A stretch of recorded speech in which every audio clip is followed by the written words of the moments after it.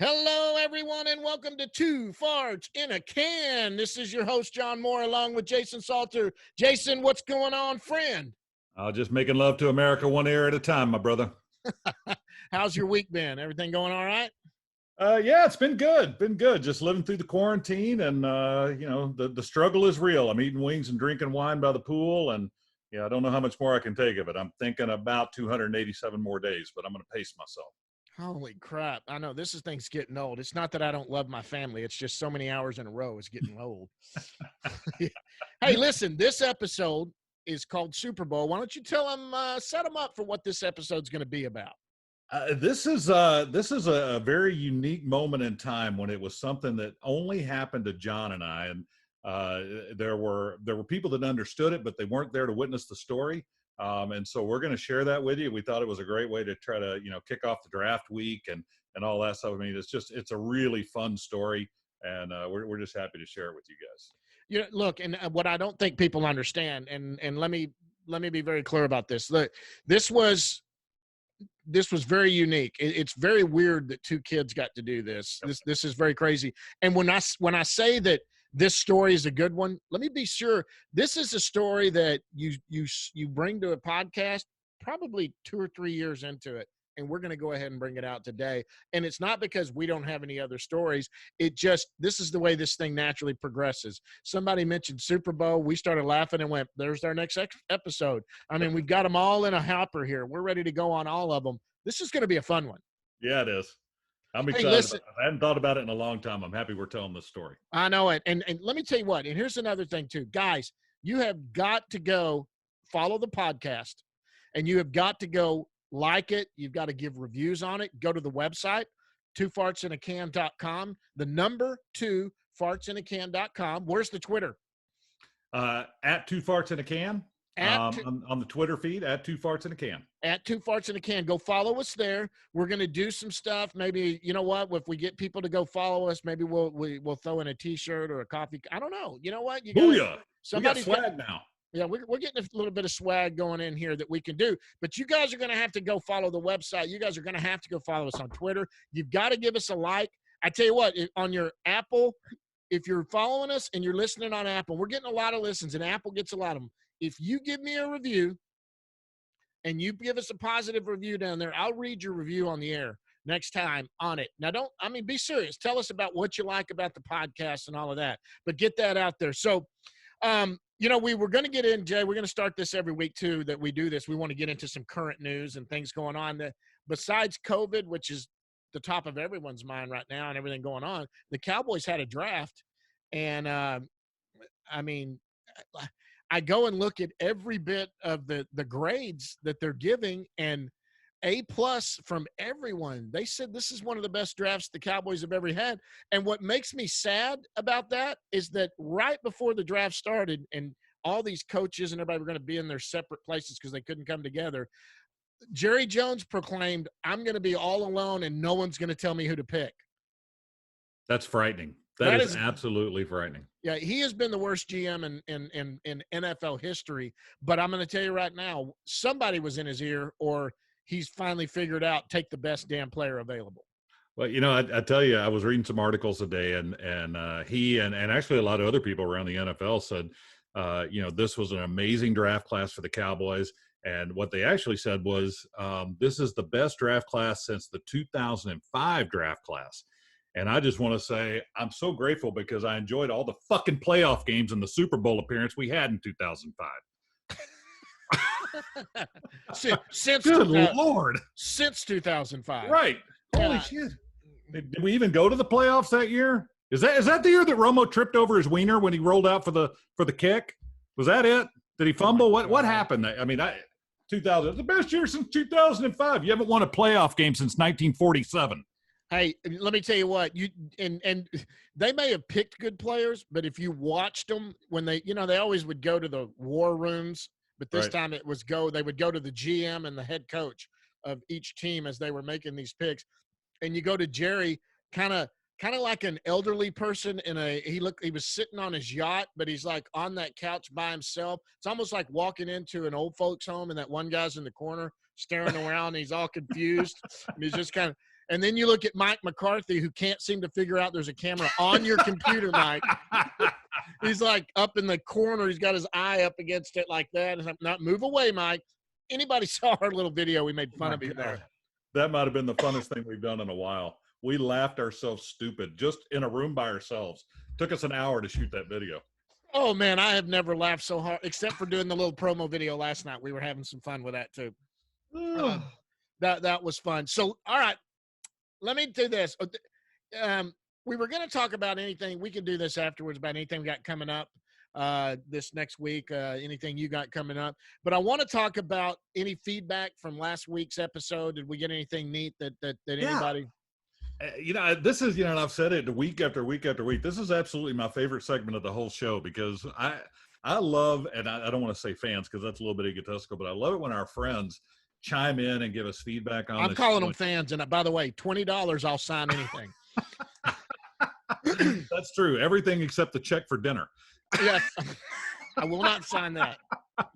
John will pick up the check and hand it to me. Yes, I will. Or anyone else that has chosen to sit with us at the table besides our spouse. Enter at your own risk.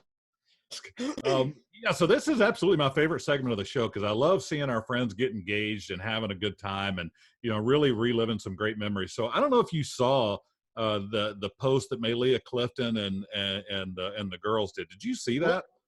Are you talking about the one where all 5 of them were like on a Zoom? Yes. Yes. Wait a minute. They kind of like called us out, didn't they? Oh, my gosh.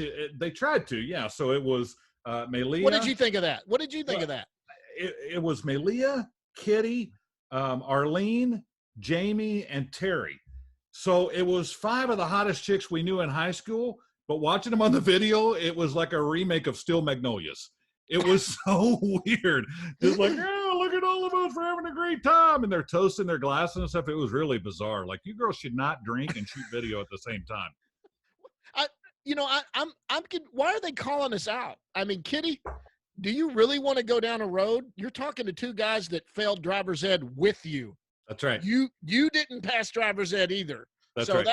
And going, this is the timeline of with driver's ed. How do you fail driver's ed? Oh, I know how. Pick me. I did. I know. What was you and I, we had the same class. Was she in our class with us? Oh, yeah. She was in our class. We all failed at the same time. We had to go tell our parents, thanks for paying for that extracurricular activity to give us a liberty we never had. But the 3 of us screwed off so bad. We failed basically gym class. We basically failed gym class. It was unbelievable. For younger kids that don't know, let me tell you how it used to be. You used to take your driver's ed when you were in school. You would take it at school. And today you guys do your little online stuff, and then you go ride around in a car with the driver. Well, we did that too. But we had a simulator. You ever heard of a flight simulator? Where pilots go learn how to fly an airplane? We had a simulator too. And if flight simulators were anything like the simulators that we did to learn to drive a car, I would have never gotten in an airplane in my entire life because that was the most unbelievably weird thing I've ever seen. I mean, it was in the back of a semi-trailer, like an 18-wheeler. It literally, was it not? Yeah, it was in the back of a trailer that was parked in the parking lot of the high school. There's like 10 of those little things in there, and you sit behind it, and you're like driving this. It was like driving like a 1970s bumper car. One of those giant steering wheel, and which in no way, the steering wheel in no way controlled what was on the film. No, you just spinning the wheel. You could just spin the wheel and your car would keep going straight. It was really about whether you were hitting the blinkers right. That's and that right. was the only thing it was. I was taught nothing on that. I know what we were taught. You and I tag team resuscitated Resusci-Ann. That's actually how we failed. Because I couldn't get her to breathe again. And so I tagged you in. I remember that now. That's the deal. So it wasn't just driver's ed. We're going to teach you how to drive, and then if you have a wreck, we're going to teach you how to save each other's lives. That's so right. We're going to teach you CPR. That class was half CPR and half driver's ed. Yeah. I don't know. Something that was the strangest thing in the world. that happened. And so you kids are lucky today. And so anybody calling us out, I mean, I'm sorry. Those girls, are you kidding me? I cannot believe that they did that. Yeah, I tell you, John, it's hilarious because just thinking about driver's ed, we didn't just fail the class. When we say we failed the class, somebody in the audience is going, 68, 69, you didn't do very well. 47 is what I got. How the hell do you get a 47 in driver's ed? I don't know, but we managed to do it. I think all of us scored in the 40s. Well, answer the question. You asked, how do you get a 47? I had a 49. So you got a 47. What? Explain I was copying your answers. No. Well, apparently not well. I know what it was. I was watching John put his turn signals on in the mirror, and I was doing the opposite. Well, and Kitty was doing her makeup back in the rearview mirror. I think so. Are we ready to get into this thing? You had me at hello, baby. You had me at hello. Okay. The year was 1983. January of 1983 is when this was. And let's set this up and how this all came about. Now, first of all, we didn't go to the Super Bowl, sit on the 50-yard line, and watch. Wait. Let's set the stage of what 1983 looked like. Okay. Because that might have been the greatest year of our lives. Could have been. Our freshman year. I mean, it was the early 80s. Just to kind of set the stage for you. So the three best movies of 1983, and I looked this up today. Number one, what do you think it was? Number one movie of 1983? 1983. All right. Give me a hint. Who was in it? If I give you the lead actor, it's too easy to guess. So I'll say Rebecca De Mornay. Was it Tom Cruise? Risky Business. Risky Business. Okay. That was number 83? one movie in America. The number two movie, Return of the Jedi. That'll tell you how old we are. Return of the Jedi was our freshman year? Return of the Jedi in 1983. And the third movie was Scarface. Scarface was 83? Yep. Holy crap. How did we get to see that? Because it was a rated R movie and we went and saw it. I have no idea. Now, I will tell you, here's music for you. So the number 1, 2, and 3 albums of 1983. Number Thriller. one. No. Actually, before that. Okay. Motley Crue, Shout at the Devil. Oh, that was a good one. The number 2 album was Kiss, Lick It Up. Was that the one where they didn't wear makeup? I don't remember. No. That was later. Yeah. Number 3 was Journey, Frontiers. Journey was still together. I think they broke up before high school was over. Yep. So I think they did Escape when we were in the 7th or 8th grade. The biggest album that they had that really put them on the map. They've been around forever, but Frontiers was the follow-up album. Open Arms. We would slow dance to Open Arms and put your cool arms. Clothes in the 80s, 1983. Members only jackets. I had that. Collars. Yeah. Popped collars and Guess Jeans. Yeah. Well, and also parachute pants. Parachute pants and titties. You remember titties? I never saw titties in my life. Remember the rubber flip-flops that you yeah, now those, I had plenty of those. Yeah. I vaguely remember. Kathy won't let me look at them anymore. Yes, I do remember those shoes. Those were comfortable shoes. Yeah, and we would wear those to school. Okay. Parachute pants. So how did we end up going to the Super Bowl? So we worked it. Yeah. Yep. So we worked it. And the way we got into that, our freshman year playing football, we were both football players. Coaches came out to us and said, hey, there's an opportunity, if you'd like, to work at the Dallas Cowboy football games. And at the Dallas Cowboy football games. And what you do is, we were selling? I remember selling snow cones at Dallas Cowboy football games, wearing my heavy jacket and a toboggan. Yeah, we were bottom feeders. So we sold whatever was left at the end for concessions because they ran everything. So we were selling, snow cones and cotton candy and, just crap, whatever it was, and, making a buck a stick or something stupid like that. Somehow, some way, within that time frame of starting out, we started out doing the snow cones. Within that first year, a few games in, we got our own souvenir stand. And that we were way up top. I remember that. We were way up on the third level. This is the old Cowboys Irving, what is it? Texas Stadium. Texas Stadium. Yeah. And so now I don't know how well connected these people that the Cariotises were the ones that owned it. I But think I they don't were know. in waste management. They were That's all I'm anyway.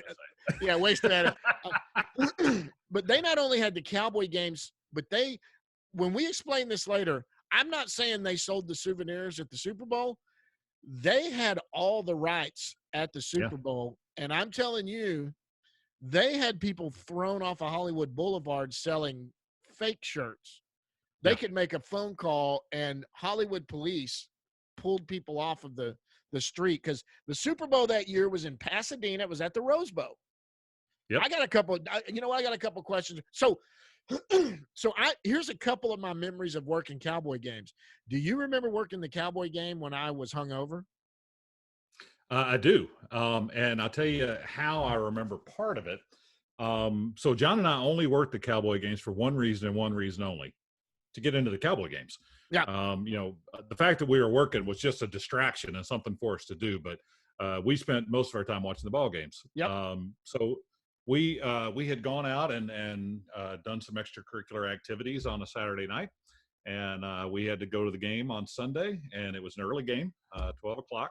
And I'm pretty sure, weren't we driving Old Blue? Old Blue.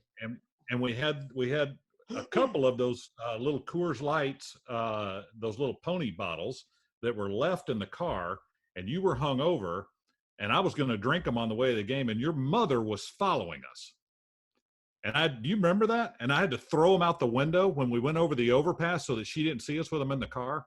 Why was she following us? I don't remember, because I wasn't feeling good. Because you weren't feeling good, and she was suspicious that you were hungover, and so she was chasing us down to find out what was wrong. And we were afraid we were going to get caught with the beer in the car. So when we went up over, is it 408 or 360? Yeah, we're getting on 408. Yep. So you get on there and you go over onto Loop 12, I Yep. guess, right? Or 20, and then down Loop 12.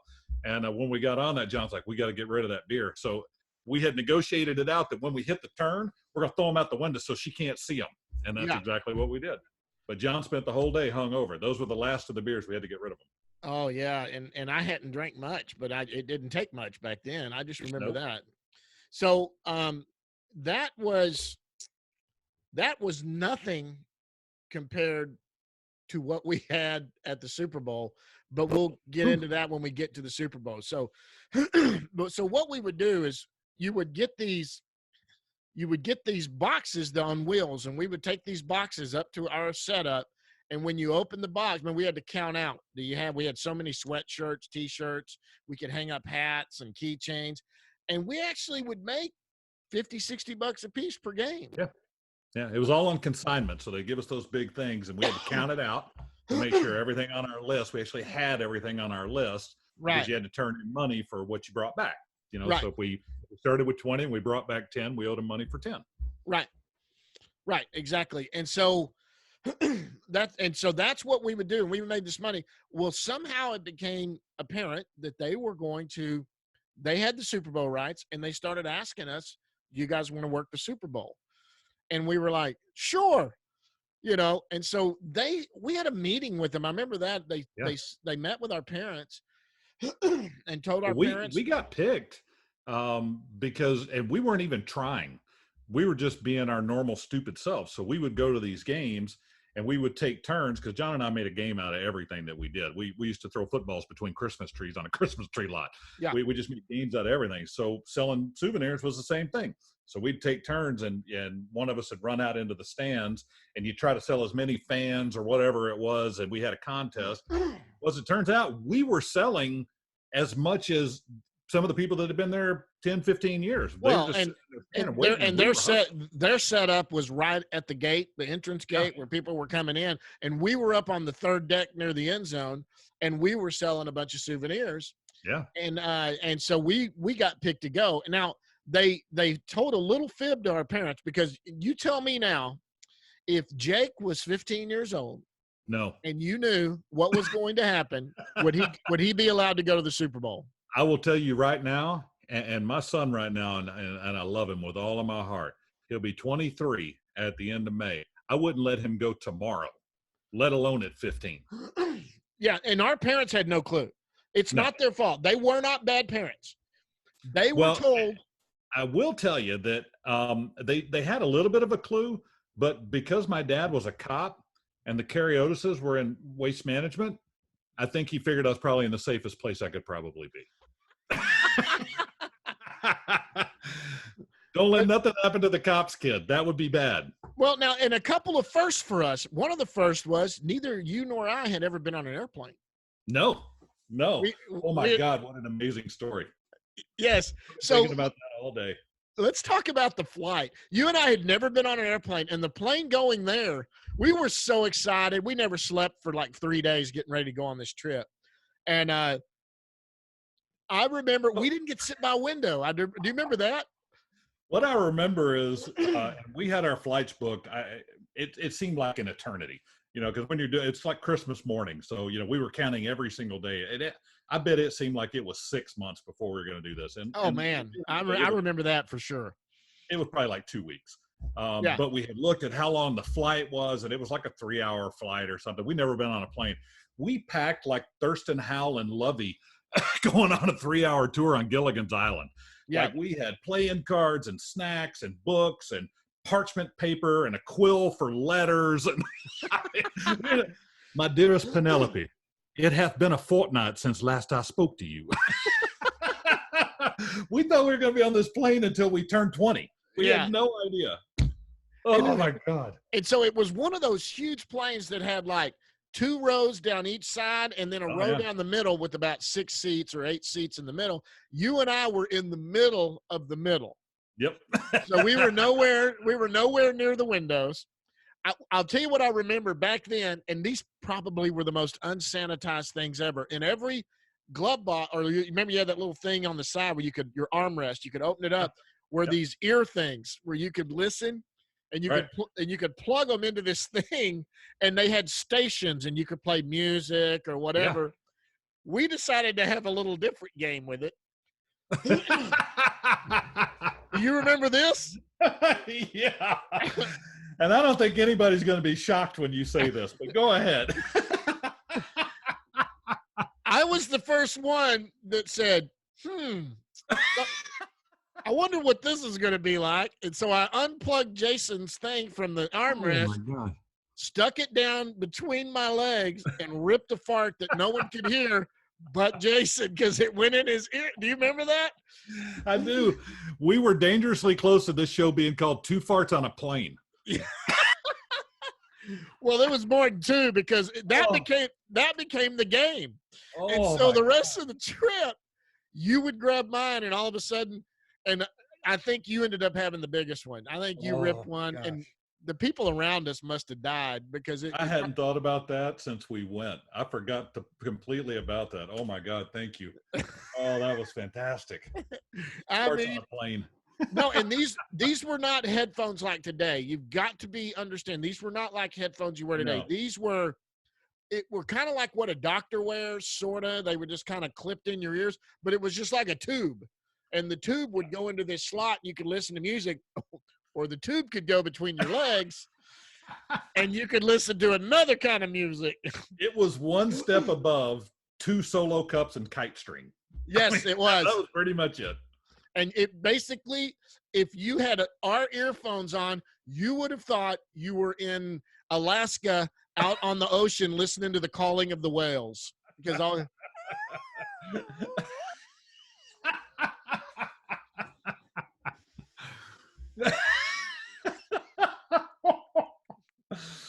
Well, that might be the most unfriendly video I've ever seen of you. Okay, so we get to go. We get to California. Yep. We are told there are chaperones, and there will be chaperones. Complete lie. That was a complete lie. They lied. I had a driver's license. I got to drive a rental car. Well, I had a driver's license, but they completely no. We didn't drive cars there. No, but I had a driver's license. They had me drive. At one point, they had us drive from the airport back to the hotel. Well, we stayed in Hollywood. Remember that? We stayed at this. And I don't think it's still there, but it was called the Hollywood something Hotel. Hollywood Highlands. Hollywood Highlands. It was at the corner of Hollywood and Sunset Boulevard. I'll never forget it. Oh, and it was a small one of those literally it was like a rent by the hour motel now. Yeah, it was like a Motel 6 without all the frills. Yes. And I'll tell you, let me tell you where it's set. This is not a joke. You could walk out to Sunset and take a right. And if you took a right, you would go down and you would probably go 150 yards around a corner, and there was Groman's Chinese Theater. Yep. Or you could walk out and you could take a left and go about 75 yards, and it was the Hollywood Bowl. It was right where the Hollywood Bowl was. And I remember when we ran into that. So we had a few adventures while we were in California.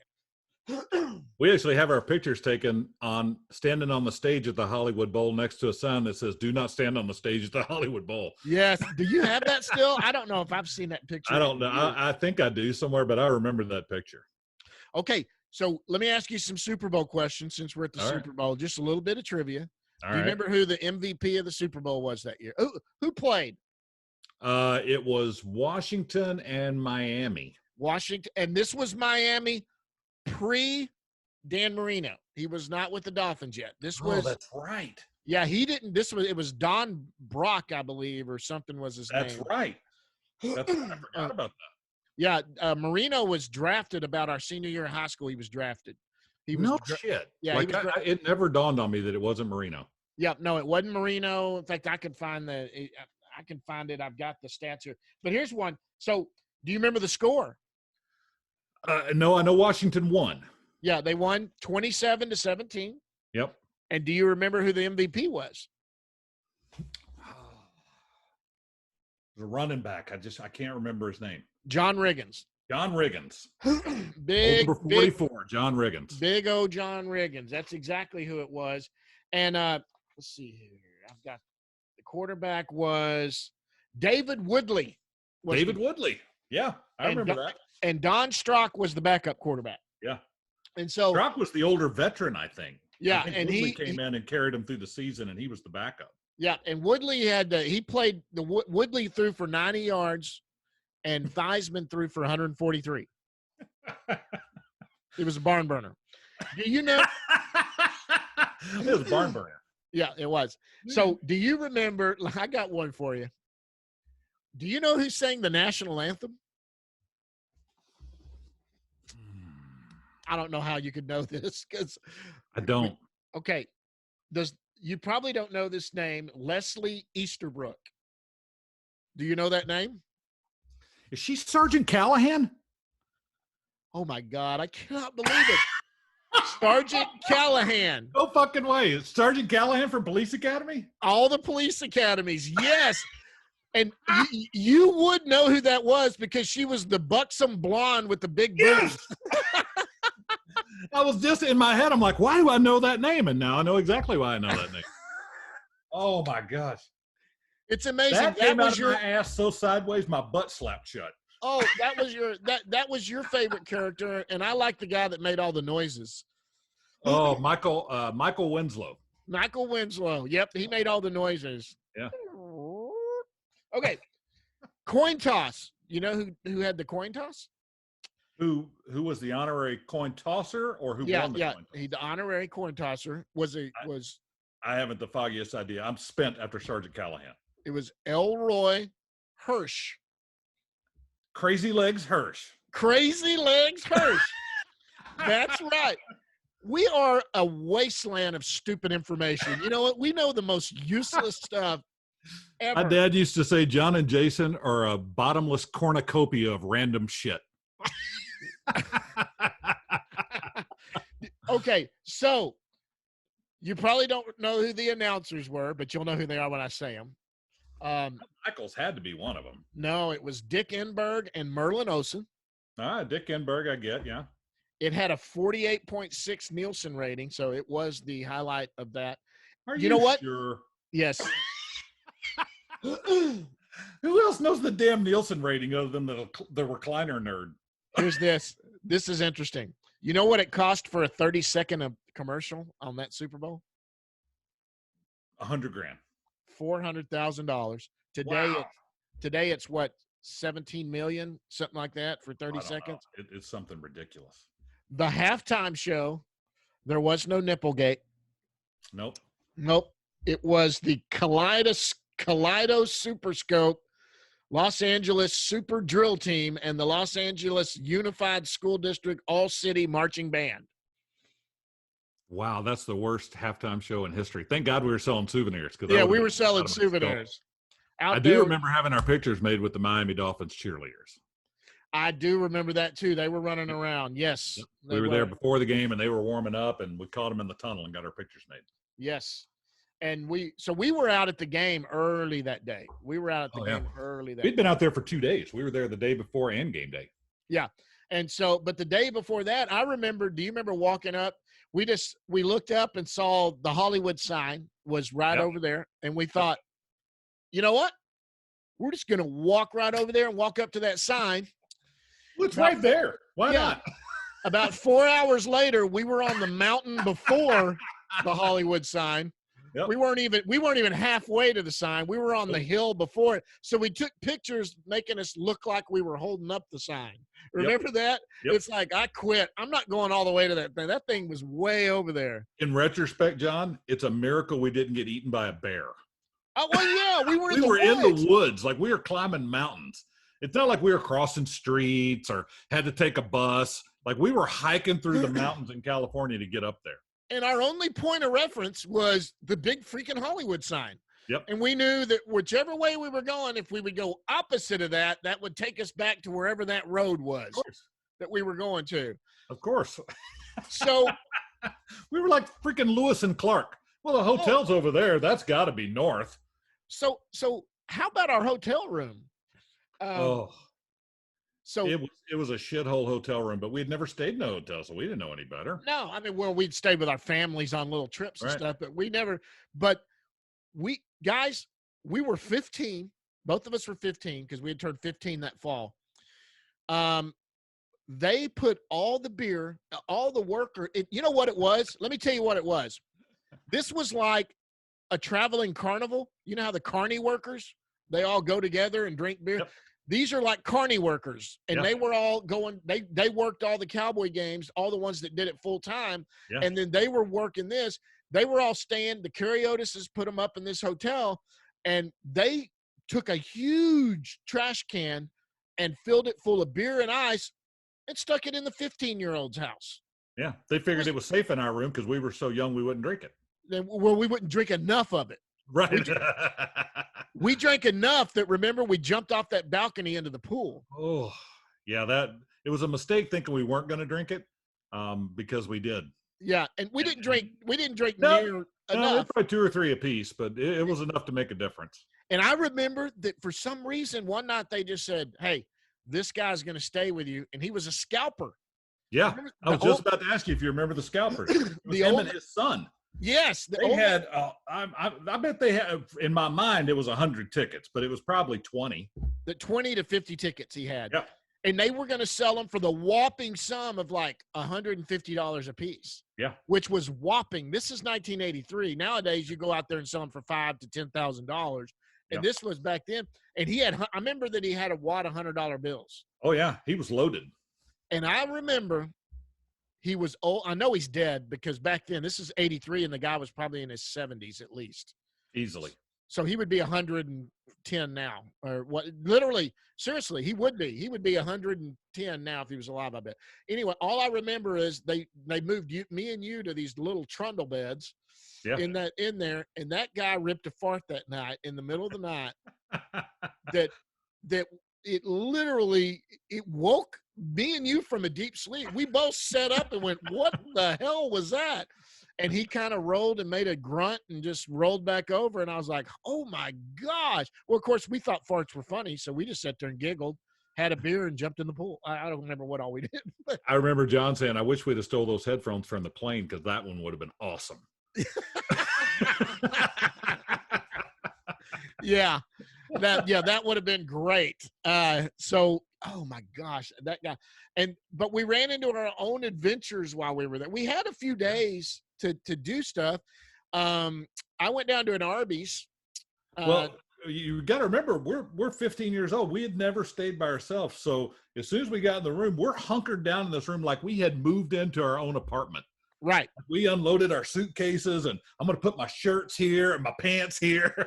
Yep. We're literally going to be there like 2 days. Exactly. So we moved into this place. Well, do you like this light? I don't like this light. We're moving stuff around in the room, getting settled in. Yep. And then we went to buy groceries. Yes, we Because, did. we were going to be there for, 36 hours or something stupid. So, of course, we need groceries. And I went into an Arby's, and as I was walking there was a transvestite that was there. And Wait, John, you can't say that nowadays. Just say Democrat. Anyway, so it was a trans, and look, we had not in that day, we had not seen anything really like that in our being that this, we're talking 1983. So I had never, so it made me kind of nervous. The guy kind of tried to talk to me for a sec and asked for a light or something. It scared the crap out of me. So I go in and you remember what I'm talking about now. Oh my God, it's all coming back. So I go in and I get my food. And as I'm getting, no, it might have been a Burger King. I'm thinking. No, it was Arby's. I remember it was Arby's. So I got my food. And when I got my food, I turned around. I'm at the front counter where my food is. I turn around, look all the way through the store, out the back windows of the dining room.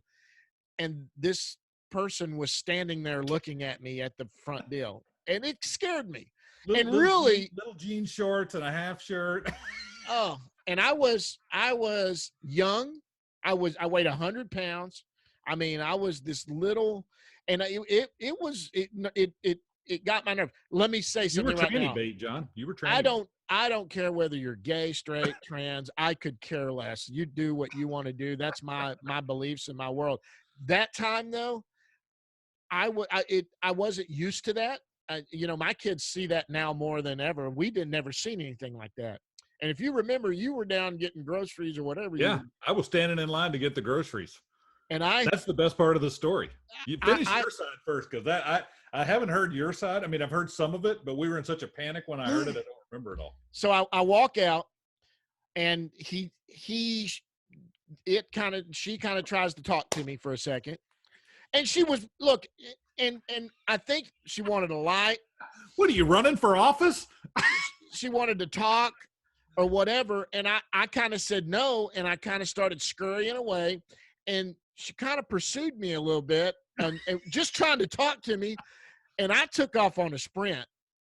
And apparently she followed me for a little bit because I never looked back. I just went to the room, opened the door, and got in the room.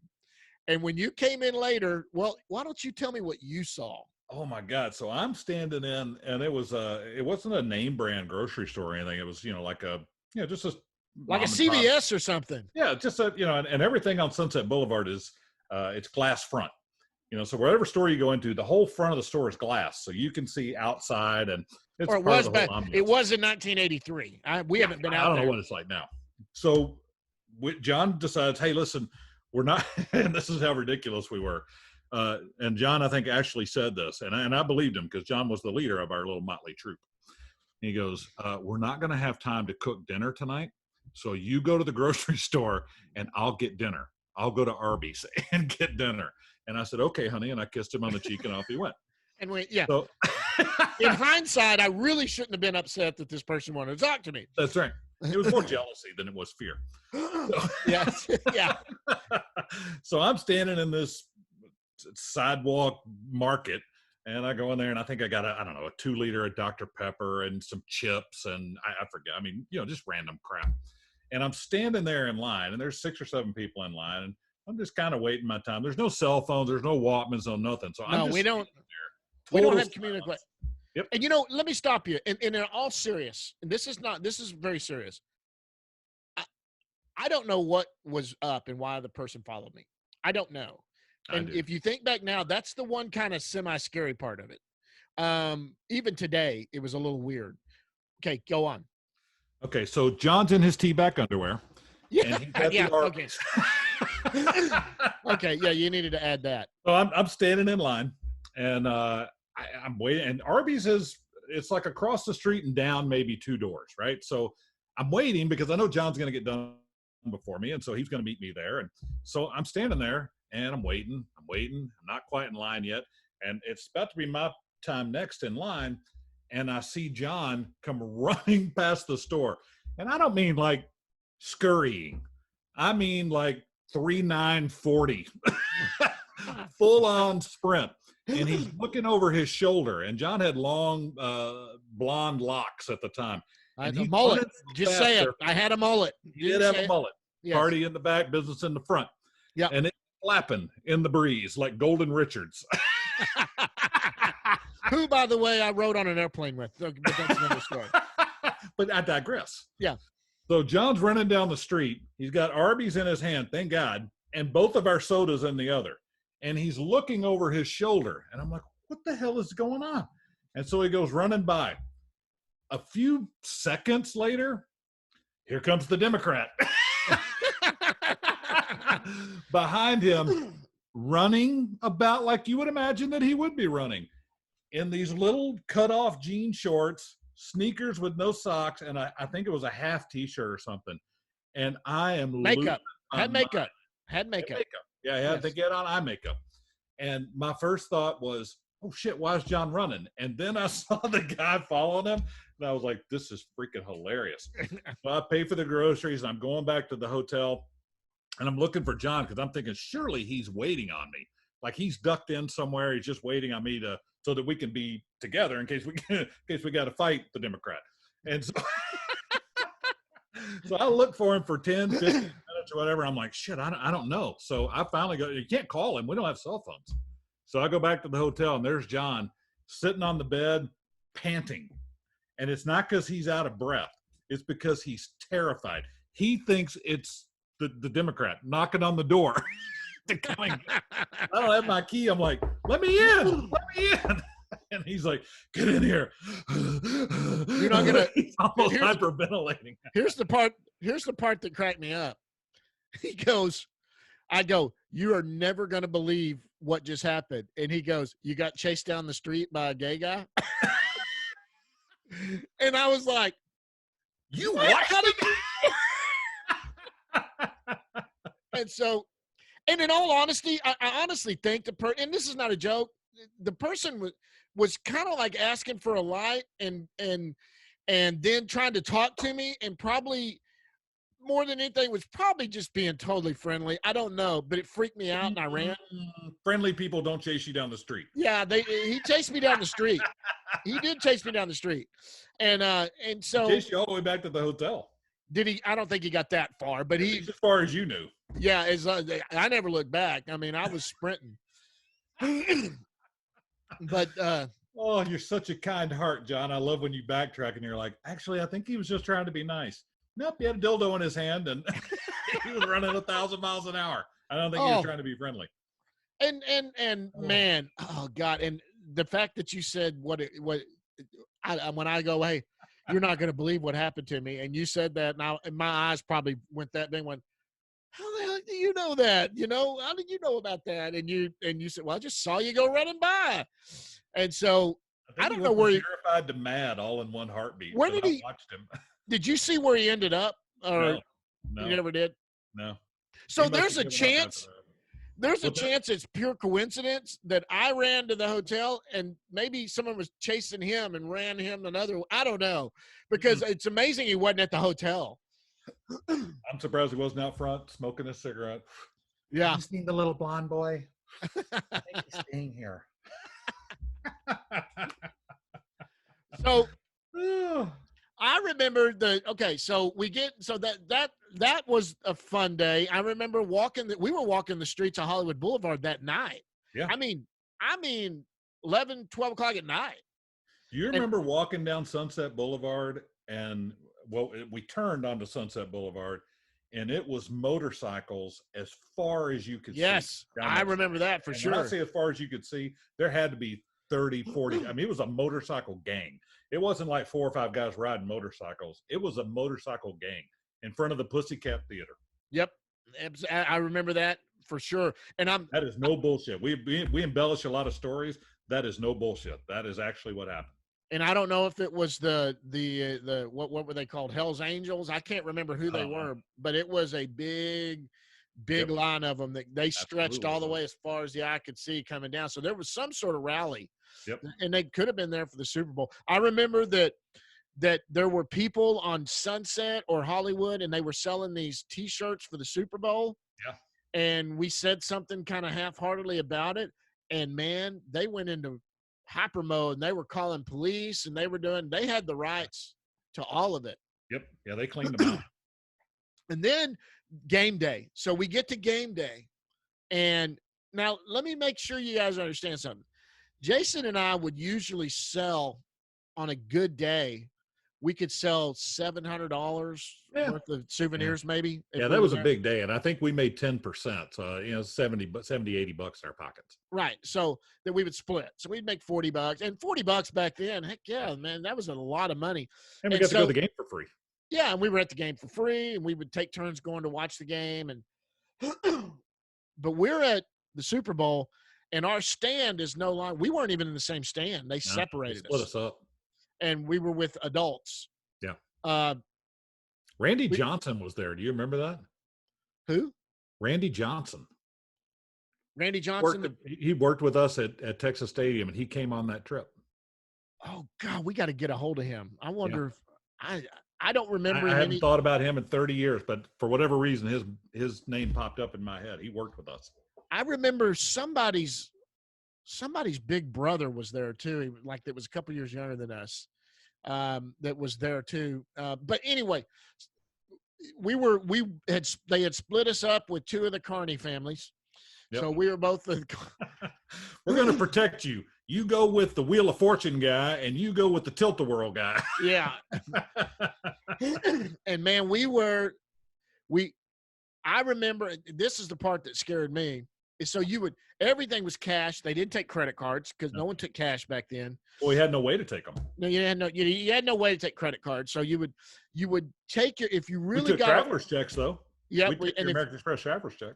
If you had a lot of money, even at the Cowboy games, we would send each other, and we might have, $400, and I would go, hey, I'm going to go take this down and turn it in. And you would go, and they'd write you a receipt for it because they were trying, that way you weren't holding it. If you got robbed, you were going to get all the money, right, and do something like that. I know I was the runner. I got sent twice. Me too. And I would have $6,000 in my pocket in cash. Yeah. And I'm running, and I had this little pass to get in the gate. We could get in the gate. Yeah. And because we were set up way outside, yeah, where people were walking up to the Super Bowl. Yeah, by the main parking lot. Yeah. And this was the Rose Bowl in Pasadena. Yep. You know what? To this day, I couldn't tell you what the Rose Bowl's like. We never saw much of it. Yeah.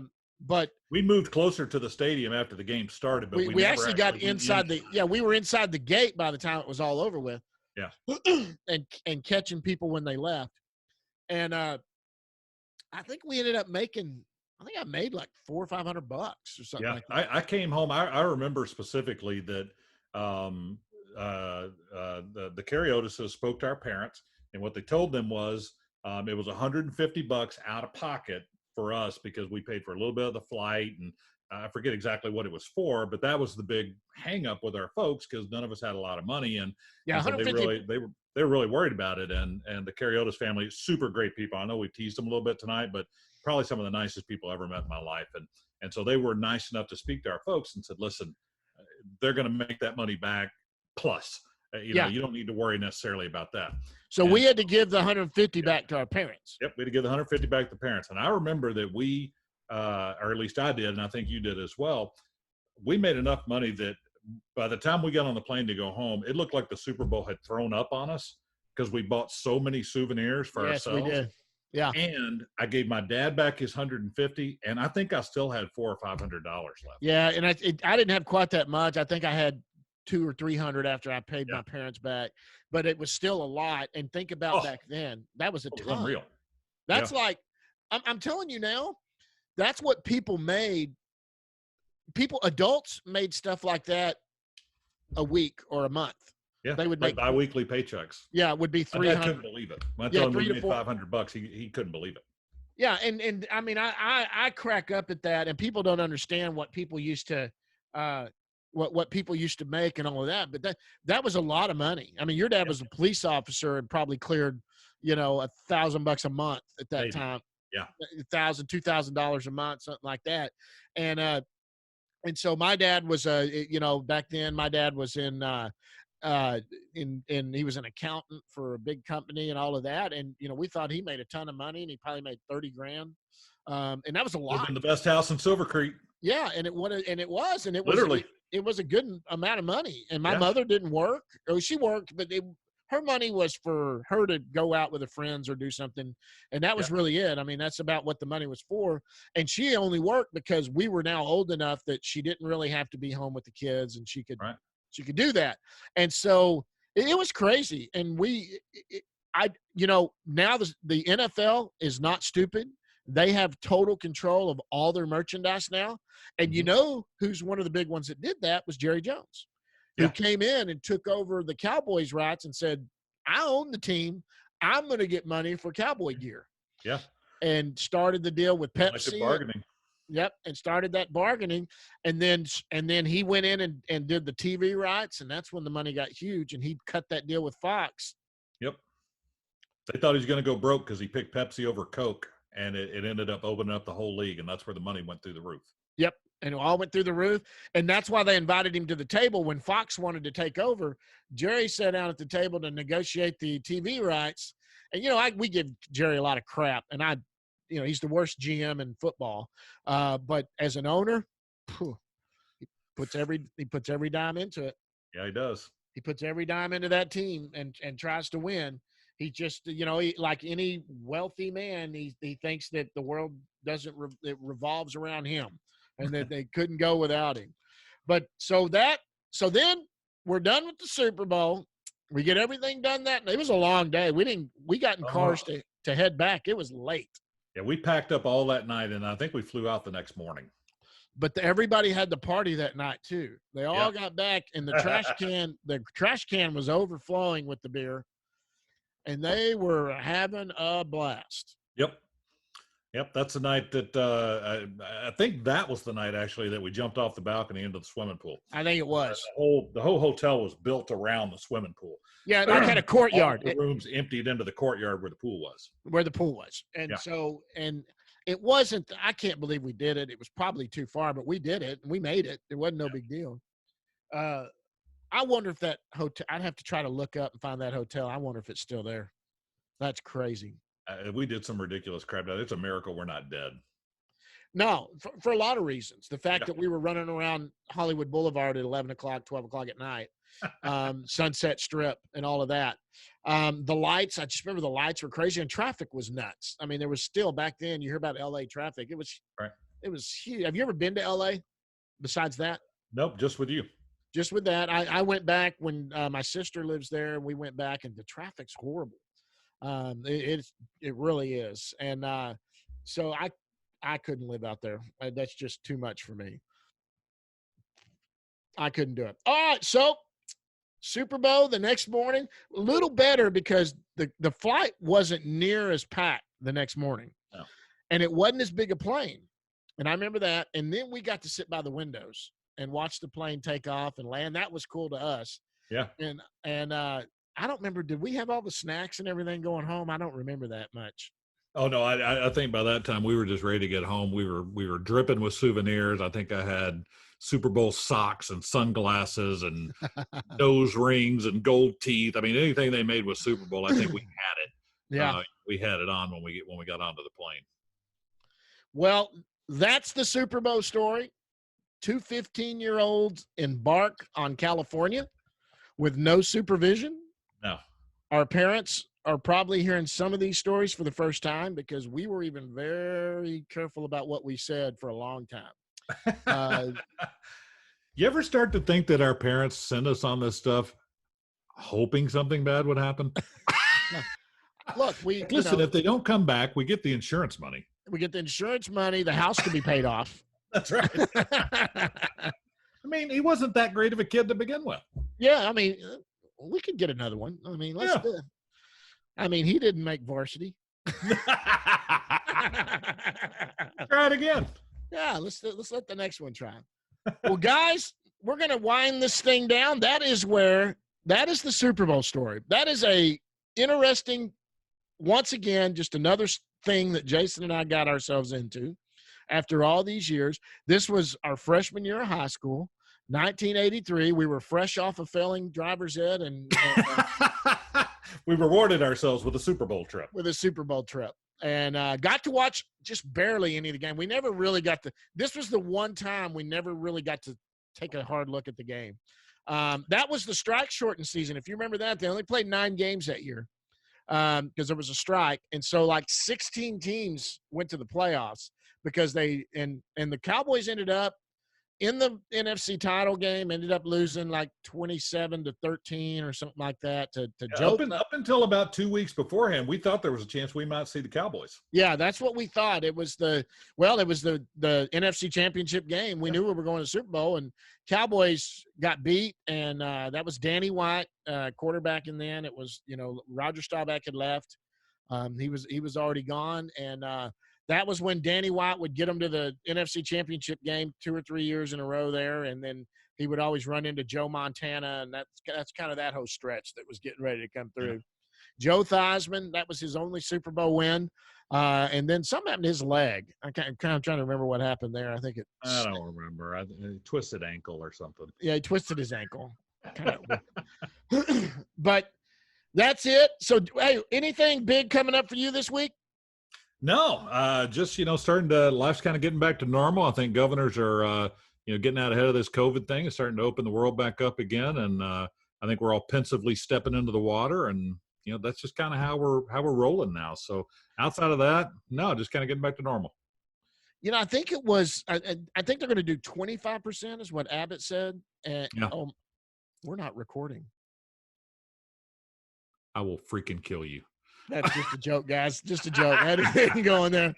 I didn't have that much fun the first time. All right, guys, we're gonna get when I'm the one doing the recording, and I get to mess with Jason every once in a while. So that was the recording there. So nothing big there. 25%, I think. So, and some businesses aren't even gonna, like, we know a Mexican food restaurant. That was one of the funny things that I heard someone say was once they open this thing back up, the police are going to have to remove me from the Mexican food restaurant. Yeah. But our little favorite one that's right around the corner from the house here, they're still not going to open the doors, if only 25%. They've been doing a to-go, and you can buy margaritas from them. They're margaritas. Yeah. And they'll send them home. What they do is they give you the mix and bottles of tequila. Yeah. When you get home, you just pour it in yourself. My daughter was like, how do you mix it up? And I said, bring it here, baby. Let me show you how this works. I spent half my life in front of a bar and the other half behind it. That's right. So you need to know how to do that. I started cocktailing it. In fact, You know what? That might be a future episode. You and I were behind those tricks. We used to do that. Yeah. Yeah. Maybe 3 shooters, baby. 3 shooters. That might be, we might could get Cam on. Hey, Tom Cruise was a pussy. Yes, he was. You know what? We might could get Cam Bridges on. I wonder if Rodney Bridges' wife, who worked over there at the time. Oh, there's some crazy, crazy stories. 3 shooters. That was the little place. It used to be the Pelicans, which was a little seafood restaurant. They turned it into. We worked there a few years and had some fun working there. Yeah, we did. We had some fun. Guys, we're going to wind this thing down. That was the Super Bowl. That was 1983. 2 boys embarked, again, like I said, embarked on California. We had a great time. Probably did things our parents would have never wanted us to do. And honestly, I've got a 22-year-old daughter. Allie is 22, and there's no way that I would let her go at 22 years old unless she had Logan with her fiance. So nothing big coming up for us as we get into this. Again, I can't stress it enough. Go down, like the page, like the podcast. 2 farts. Yep, 2 farts. Give us some reviews. Give us some thumbs up. Share it with people. Get it out there and get more people to listen to it. For everyone that's been here, Jay, it's been fun. Tell everybody goodbye, Jay. Deuces, baby. Deuces, baby. That's it. We'll see you next time. Adios.